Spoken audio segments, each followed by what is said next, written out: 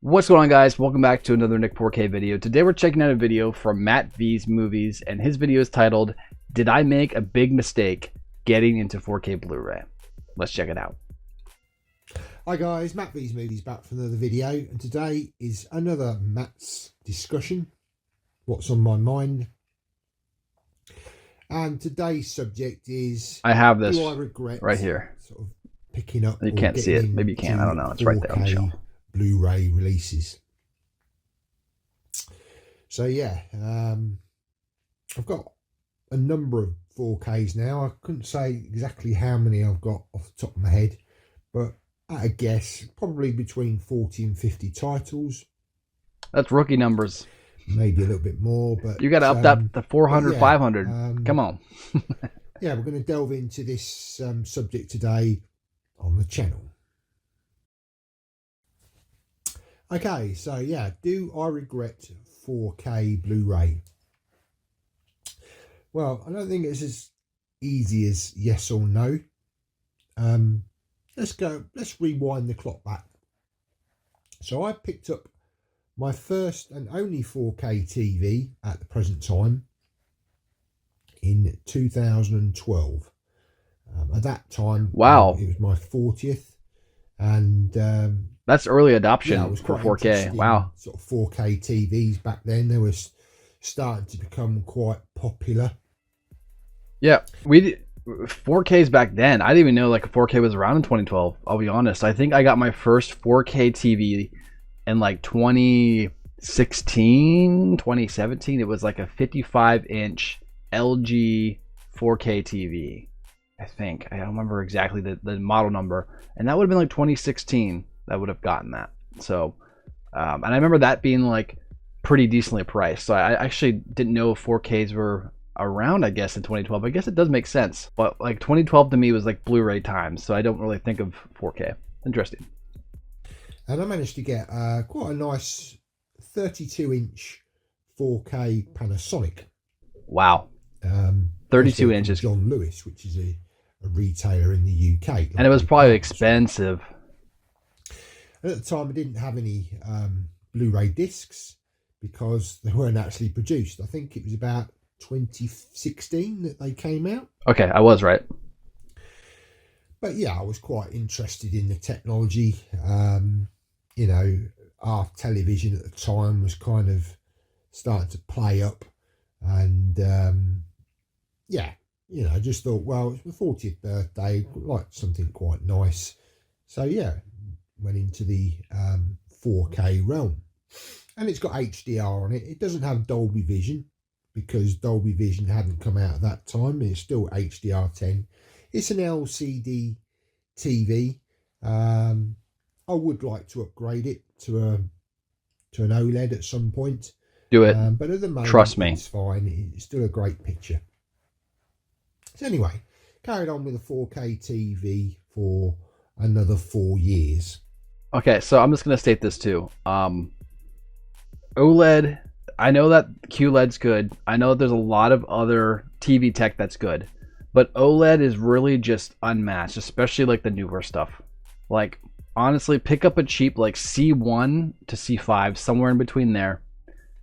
It's going to change your complete experience right there. It's just so good.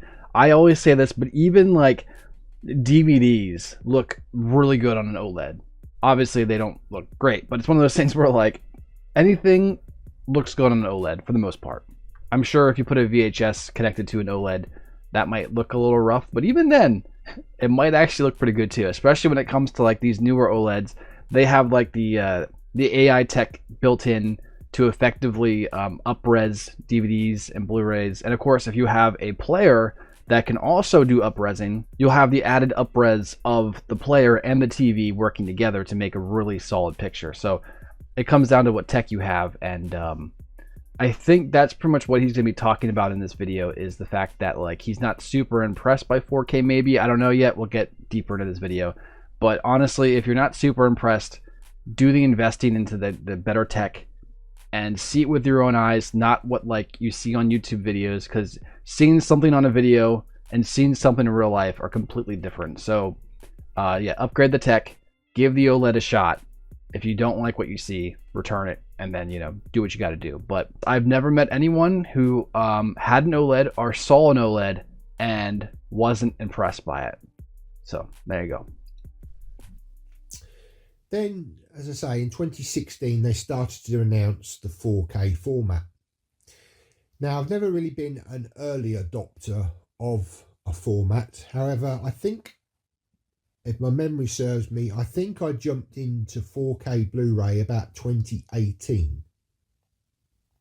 I was like 2020. At the time, I was considering again updating my projector, which was a Optoma 1080p projector, and I had an attachment which was an extra which converted it to 3D as well. Obviously, I knew about 4K Blu-ray coming onto the marketplace, and I was still very much invested in the 3D, which on my channel now, just a little plug, I'm reviewing 3D films weekly. I'm trying to do it weekly. So if you are interested in the 3D format, yeah, please check out some of the reviews. They tell you sort of what the films, are like in 3D. Anyway, I'm getting off subject. It was just a little plug.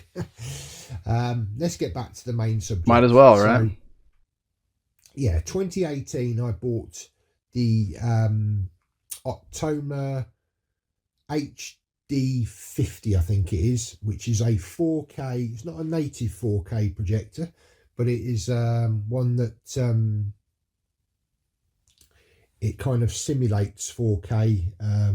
I forget what the name of it is, but it's also got 3D built into it. It does have HDR, and it's a fantastic picture. I think later that year in 2018, I think I picked up my first few 4K titles. Now, for the life of me, I can't remember which ones they were, but ever since I've, steadily collected more and more 4Ks. Okay, so let's get back to the question, which is, do I regret buying it or getting into that format? Because let's face it, I had DVD, then I moved to Blu-ray in about 2007, 2008.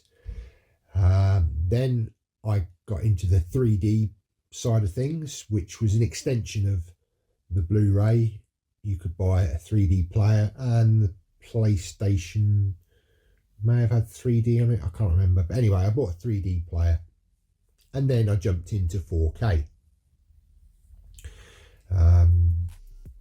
Yeah, that was kind of like a sidestep for a while. I remember I only started collecting physical media probably like in 2013-ish, and that was just like Blu-rays. I didn't believe in the 4K format, obviously, until it came out more like, I think, like he said, it came out like 2016-ish, and when I saw 4K come out, I was like, nah, that's snake oil, right? It's not real. You're not going to notice the difference. Now, of course, around 2020, I got an OLED, and I got the 4K Lord of the Rings. I checked it out, and I was completely blown away. I became a believer of the format, and then I ended up owning like 1,200 4Ks. Crazy, I know, but I'm slowly selling them off and only keeping the main stuff. I'm trying to become more minimalist with my life, so it's one of those things where like I don't necessarily need all of those movies. But before then, I didn't really go into the DVD collecting. Obviously, I was a little too young by then, but by the time I had adult money, Blu-rays were a thing, and they were getting relatively cheap, so I jumped into the Blu-ray format.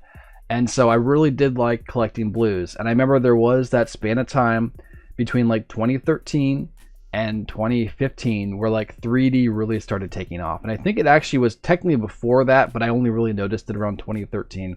Obviously, I think the thing that really took off was Avatar, the Blu-ray, the 3D Blu-ray of Avatar. That was like a big deal for people. I always saw the 3D as more of a gimmick. I know that there's some people who watch me who are massive fans of the 3D stuff, and that's great. I'm not personally trying to attack you with what I'm saying, but what I'm trying to get across is that like there was, VHS, then there was DVD, then there was Blu-ray, and now there's 4K, right? Those are the big platforms. And then there was effectively this little jet off, which was 3D Blu-ray. And before 4K became a thing, studios were trying to push 3D Blu-ray as the next big thing.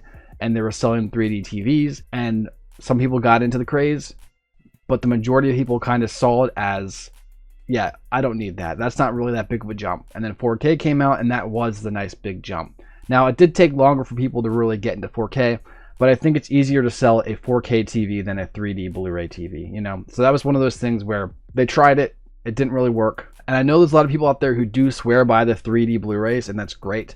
But for the majority of people, 4K is the proper way to go when it comes to the evolution of tech. And I always say this, but the main parameter for technology is to always be evolving. That's just how things are.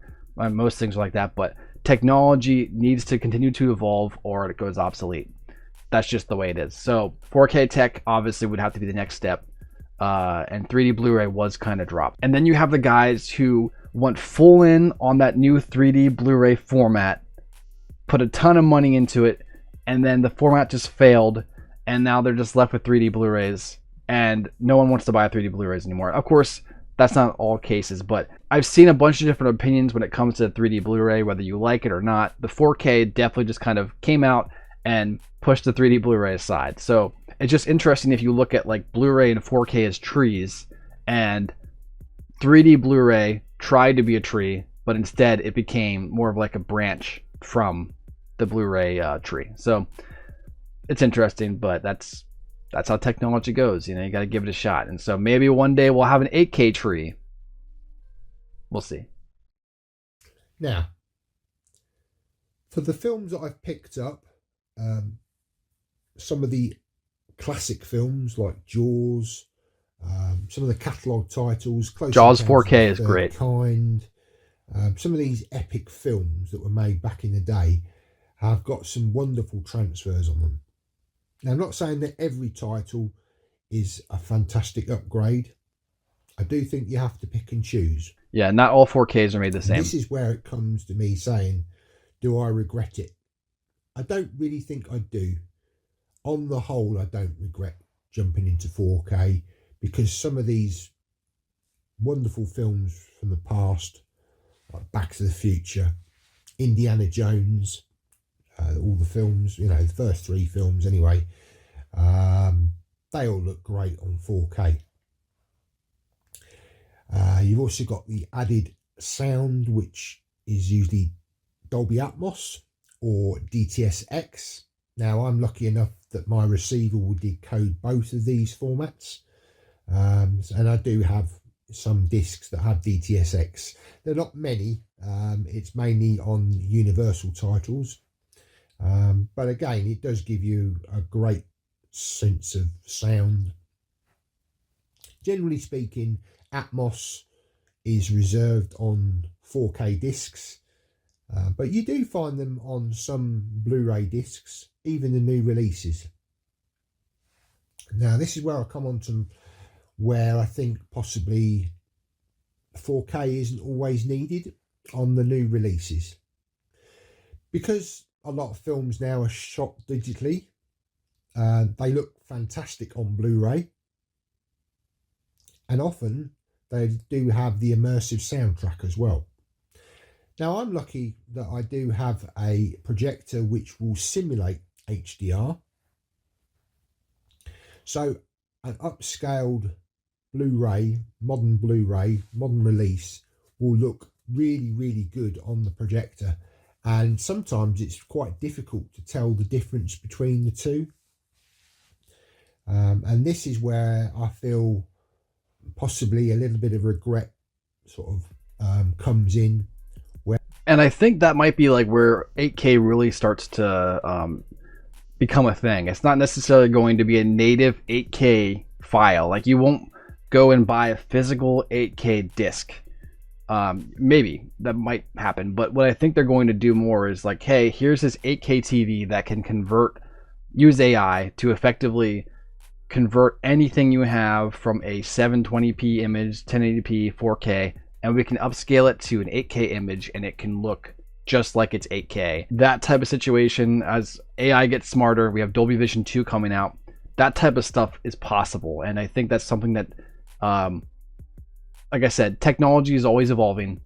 that would be the way the studios will probably go. It's probably the cheapest way to do it is just to make like one device that can effectively just make everything work the way you want it and make everything look really pretty. I do like the idea of maybe having, we talked about this in a recent video, but having a USB drive with the movie on it, because then you can like, studios can buy like 256 gigabyte USB drives for like $10 a piece. I'm sure if they buy in bulk, they can get them less, and just load like a full native 8K file with FLAC files, like the audio FLAC files on there, and just sell that as the new physical. Like, hey, here's the USB drive. You can just have a converter box that goes right underneath your TV, and you just put the USB drive in there and you hit play, and it just works. Like, that might be the future of physical, maybe advancing beyond the disc and going to the USB drive or something like that. I don't know. Chances are it's going to be more of a digital, like, hey, here is a 4K stream and it's getting upscaled by your TV.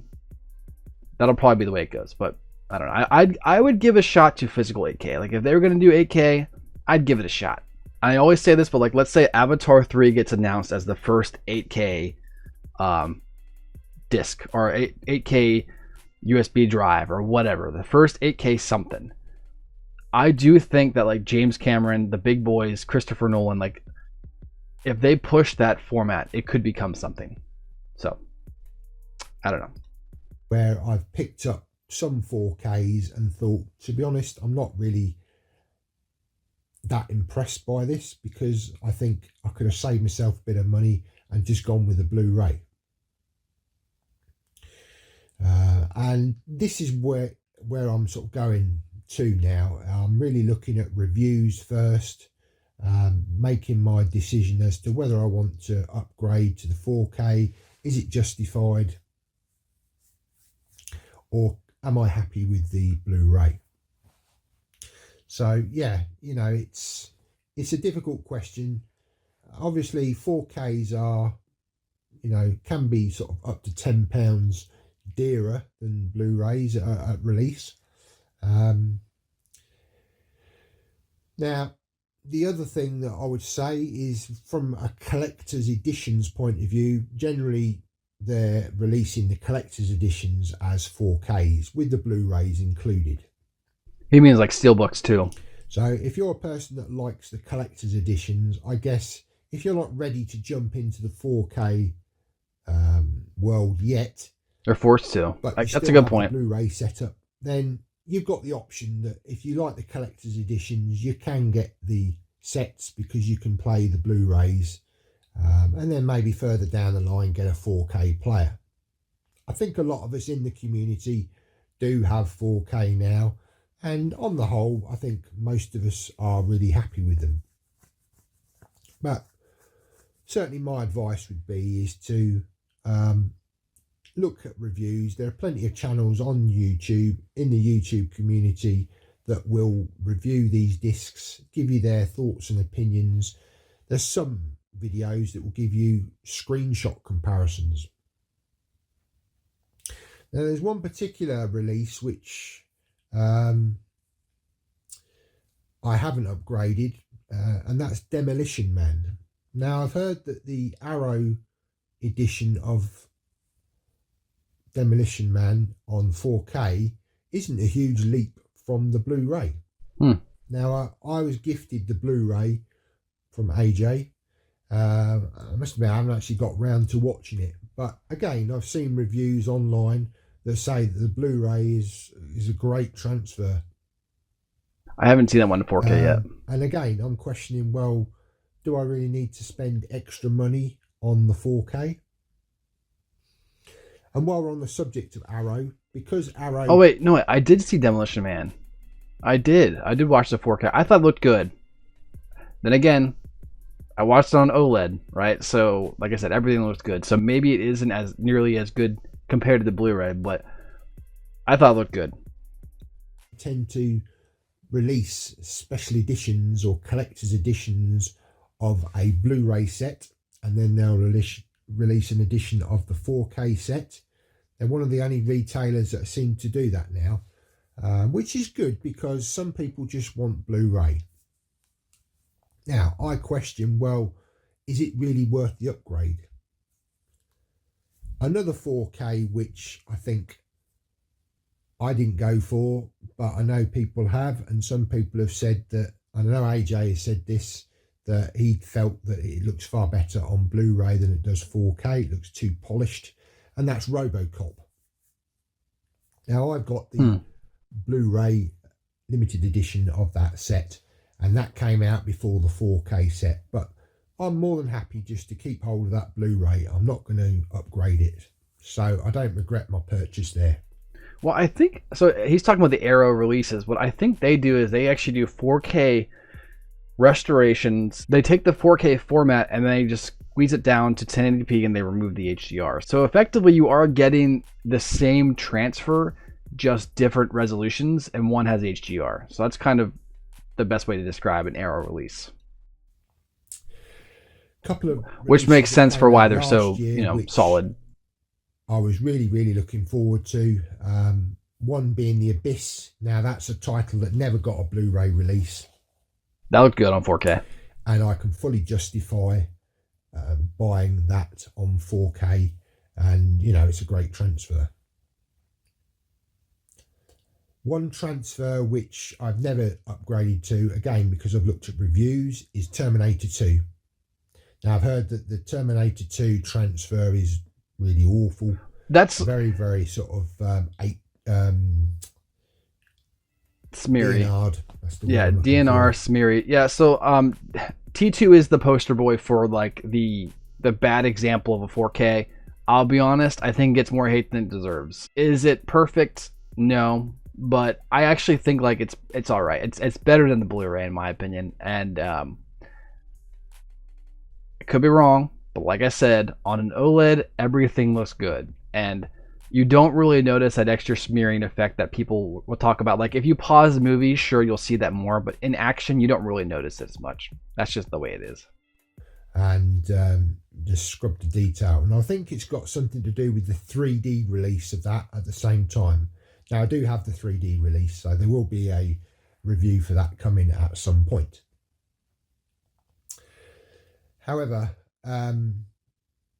another title which has caused a bit of controversy. Some people like it, some people think it's, they shouldn't have done it, and that's Aliens. Now, I thought the Aliens looked really good. The transfer of Aliens, I thought it was a really nice accompaniment to the Blu-ray. Yeah, the 4K looks really good. Experiences with that film. The Blu-ray is far darker, more mysterious. You can't see as much detail, but then that leads to the imagination. Whereas the 4K, you're seeing details that you've never seen before, so it gives you a very different experience. So from that point of view, I get that the purchase, because I see it as an additional to that film, so I'm getting a slightly different experience. Okay, I get where he's coming from with that. That's an interesting idea. Like, it's the same movie, but because of the increase in resolution in HDR, it takes away from the atmosphere of the darker, grittier feel from the original. I get that. Like, that makes sense. For me, I never watched Aliens until it came out on 4K Blu-ray, so it's one of those things where, like, it's my only experience. The same thing with True Lies with me and The Abyss. So actually, all three of those movies I only watched for the first time when they were on 4K. So, for me, I think all three transfers look amazing. But I have seen, especially when it comes to True Lies, like comparison videos. We did a video on that a long time ago.